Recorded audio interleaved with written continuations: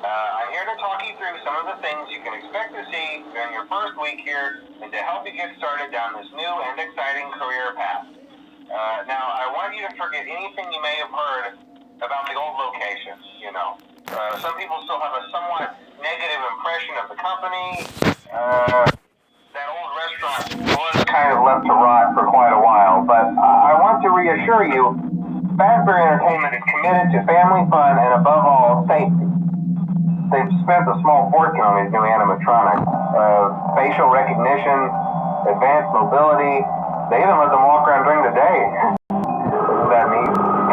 But most importantly, they're all tied into some kind of criminal database so they can detect a predator a mile away. Heck, we should be paying them to guard you. Now that being said, no new system is without its kinks. You're only the second guard to work at that location. The first guy finished his week but complained about conditions. We switched him over to the day shift. So, hey, lucky you, right? Mainly he expressed concern that certain characters seem to move around at night and even attempted to get into his office. Now, from what we know, that should be impossible. That restaurant should be the safest place on Earth.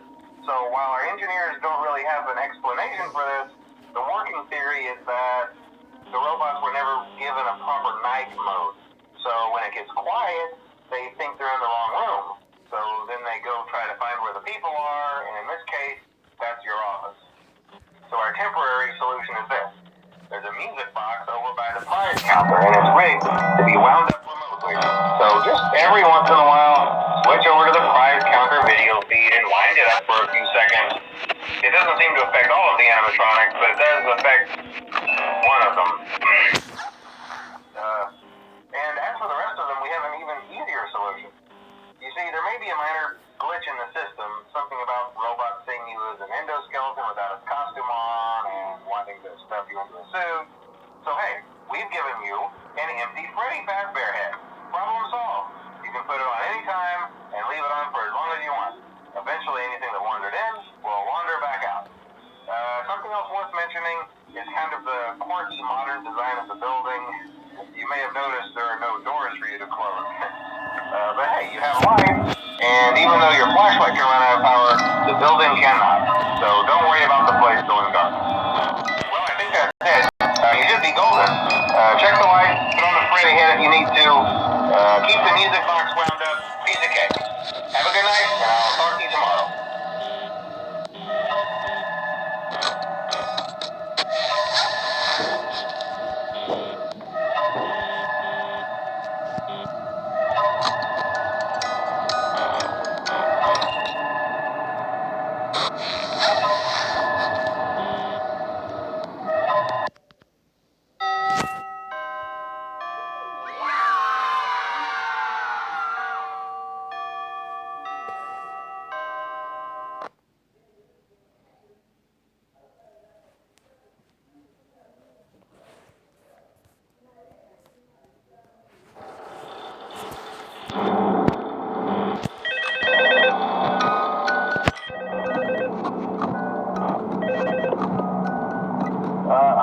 Hello? See, I told you your first night wouldn't be a problem. You're a natural. By now, I'm sure you've noticed the older models sitting in the back room. Those are from the previous location. We just use them for parts now. The idea at first was to repair them. They even started retrofitting them with some of the newer technology. But they were just so ugly, and the smell. So the company decided to just go in a whole new direction and make them super kid-friendly. Those older ones shouldn't be able to walk around, but if they do, the whole Freddy head trick should work on them too, so whatever. I love those old characters. Did you ever see Foxy the Pirate? Oh wait, Foxy. Oh yeah, Foxy. Hey listen, that one was always a bit twitchy.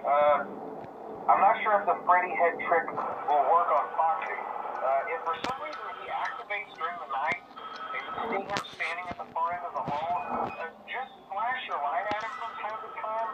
Those older models would always get disoriented with bright lights. It was called a system restart or something. Come to think of it, you might want to try that on any room where something undesirable might be. It might hold him in place for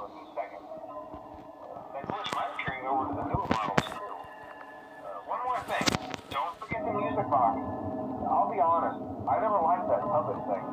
It's always thinking, and it can go anywhere. I don't think the Freddy mask will fool it, so just don't forget the music box. Anyway, I'm sure it won't be a problem. Have a good night, and I'll talk to you tomorrow.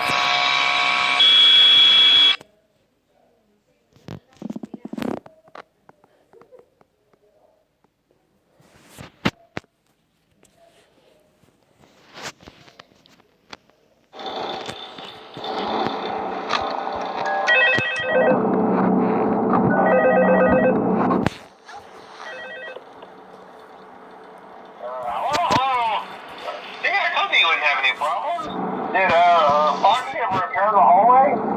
Probably not. I was just curious. Like I said, he was always my favorite.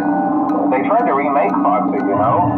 They thought the first one was too scary, so they redesigned him to be more kid-friendly and put him in kids' code. To keep the toddlers entertained, you know.